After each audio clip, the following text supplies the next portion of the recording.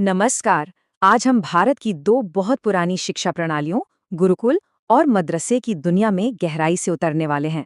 लेकिन देखिए, ये कहानी सिर्फ इतिहास की नहीं है। ये कहानी है आज के भारत में उनकी जगह की, उनके अधिकारों की और सबसे बढ़कर सरकार के साथ उनके रिश्ते की। सदियों से ये दोनों संस्थान भारत की सोच और संस्कृति को शक्ल देते आए हैं। एक तरफ है गुरुकुल, जिनकी जड़ें वैदिक परंपराओं में हैं, और दूसरी तरफ है मदरसे, जो इस्लामी ज्ञान की परंपरा से निकले हैं। तो यहाँ सबसे बड़ा सवाल यही उठता है कि आज़ाद भारत में इन दोनों संस्थानों के साथ इतना अलग, इतना फर्क वाला बर्ताव क्यों होता है। इसका जवाब ढूंढने के लिए हमें इतिहास, कानून और राजनीति तीनों की परतों को खोलकर देखना होगा। तो चलिए कहानी की बिल्कुल शुरुआत में चलते हैं, यानी इनकी जड़ों तक।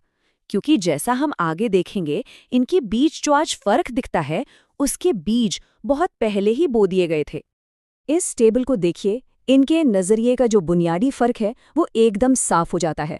गुरुकुल का मकसद था एक सर्वांगीण शिक्षा देना, जिसमें धर्म भी था, विज्ञान भी था और नीति शास्त्र भी। वहीं मदरसों का फोकस मुख्य रूप से इस्लामी कानून और धर्मशास्त्र पर रहा। और ये फर्क आज भी उनके सिलेबस में और समाज में उनकी भूमिका में साफ झलकता है। अब आते हैं सबसे अहम मुद्दे पर, पैसा।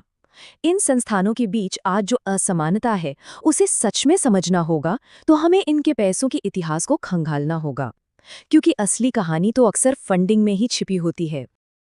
देखिए, शुरू से ही इनके रास्ते अलग थे। गुरुकुल समाज पर निर्भर थे, लोग दान देते थे, राजा महाराजा मदद कर देते थे। लेकिन मदरसों को अक्सर शासकों से सीधी वित्तीय मदद मिलती थी, वक्फ की संपत्तियां होती थीं, मतलब ऐसी जमीन जायदाद जो धर्म के काम के लिए दान दी गई हो। इससे उन्हें एक मजबूत और स्थायी आर्थिक आधार मिला। और फिर आए अंग्रेज। उन्होंने अपनी शिक्षा प्रणाली को वैज्ञानिक और आधुनिक कहा और गुरुकुलों को पिछड़ा बताकर एक तरह से नजरअंदाज कर दिया। दूसरी तरफ मदरसों को उन्होंने धार्मिक संस्थान माना और किसी भी टकराव से बचने के लिए उनमें ज्यादा दखलंदाजी नहीं की। और देखिए, यही पैटर्न आज़ादी के बाद भी चलता रहा।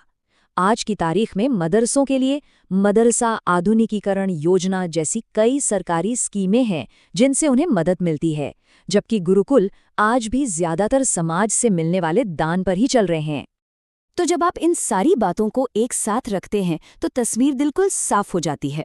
मदरसे कहीं ना कहीं सरकारी बजट और सिस्टम का हिस्सा है, उनके लिए बोर्ड है, निगरानी है, लेकिन गुरुकुल इस सिस्टम से बाहर है।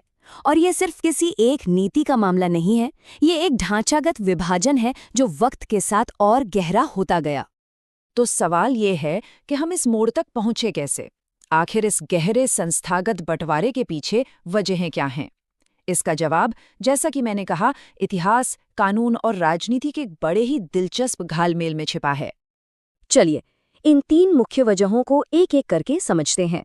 पहली वजह है अंग्रेजों की छोड़ी हुई विरासत, दूसरी वजह है हमारे अपने संविधान की व्याख्या, और तीसरी वजह है आज के दौर की राजनीतिक मजबूरियां।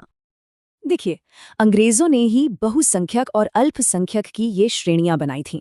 और ये सिर्फ शब्द नहीं थे, ये उनके राज करने का एक बहुत ताकतवर तरीका था। इसी सोच ने आज़ादी के बाद की नीतियों की नींव रखी और मदरसों को अल्पसंख्यक संस्थानों के तौर पर देखने का रास्ता बनाया, जिन्हें खास संरक्षण मिलना था। हमारे संविधान में कुछ अनुच्छेद हैं, खास तौर पर आर्टिकल 29 और 30। ये अनुच्छेद अल्पसंख्यकों को अपने शैक्षणिक संस्थान बनाने और चलाने का अधिकार देते हैं।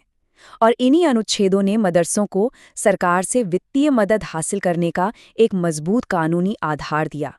ये एक ऐसा फायदा है जो गुरुकुलों को उस तरह से नहीं मिला। तो इस कानूनी व्याख्या ने इन दोनों संस्थानों के लिए, आप कह सकते हैं, एक तरह की दो स्तरीय व्यवस्था बना दी। अब इसके जो समर्थक हैं वो तर्क देते हैं कि ये अल्पसंख्यक अधिकारों की रक्षा के लिए जरूरी है। वहीं जो इसके आलोचक हैं वो सवाल उठाते हैं कि क्या ये एक धर्मनिरपेक्ष राज्य के उसूलों से मेल खाता है। और आखिर में आती है राजनीति। मदरसे मुस्लिम समुदाय से जुड़े हैं, जिसे एक अहम वोट ब्लॉक यानी एक संगठित मतदाता समूह की तरह देखा जाता है। तो जाहिर है, राजनेताओं पर उनके हितों का ध्यान रखने का एक दबाव होता है। दूसरी तरफ गुरुकुलों के पास अपनी बात को उसी ताकत से रखने के लिए कोई वैसा संगठित राजनीतिक दबाव समूह नहीं है। अच्छा, तो हमने ऐतिहासिक, कानूनी और राजनीतिक वजहें तो समझ लीं, पर इसका जमीन पर क्या असर होता है? असलियत में क्या दिखता है? और इन संस्थानों से जो छात्र निकलते हैं, उनके लिए इसके क्या मायने हैं? ये टेबल देखिए, नीति बनाने से लेकर मीडिया में कवरेज तक हर चीज में एक साफ फर्क दिखता है। मिसाल के तौर पर, जब मदरसों में सुधार की बात होती है तो सरकारें अक्सर बहुत संभल कर कदम उठाती हैं, लेकिन गुरुकुलों के मामले में अक्सर उतनी संवेदनशीलता नहीं दिखती। और आखिर में इसका सीधा असर पड़ता है छात्रों पर। गुरुकुल से जो छात्र निकलते हैं, हो सकता है वो अपनी संस्कृति की जड़ों से मजबूती से जुड़े हों, लेकिन उन्हें आज के जॉब मार्केट में जगह बनाने में शायद मुश्किल हो। वहीं मदरसे से निकले छात्र धार्मिक मामलों के विशेषज्ञ तो बन जाते हैं, लेकिन हो सकता है उनमें दूसरे क्षेत्रों में काम आने वाले स्किल्स की कमी रह जाए। तो ये सारा विश्लेषण, ये सारी बातें हमें एक बहुत ही बुनियादी और बहुत ही अहम सवाल पर लाकर खड़ा कर देती हैं। तो देखिए, मुद्दे की बात यह है कि गुरुकुल और मदरसों के बीच का ये फर्क धार्मिक नहीं बल्कि संस्थागत है। एक रास्ते को इतिहास का, संविधान का और राजनीति का संरक्षण मिला, जबकि दूसरे को समाज के दान, आत्मनिर्भरता और काफी हद तक सरकारी उपेक्षा के भरोसे छोड़ दिया गया। और ये हमें एक बहुत ही चुनौतीपूर्ण सवाल के साथ छोड़ जाता है। एक धर्मनिरपेक्ष राज्य शिक्षा के इन दो धार्मिक स्वरूपों के बीच आखिर संतुलन कैसे बनाए? इसका कोई आसान जवाब नहीं है, लेकिन ये एक ऐसा सवाल है जिसे हमें भारत के भविष्य के बारे में सोचते हुए लगातार पूछते रहना होगा। हमारे साथ जुड़ने के लिए बहुत बहुत धन्यवाद।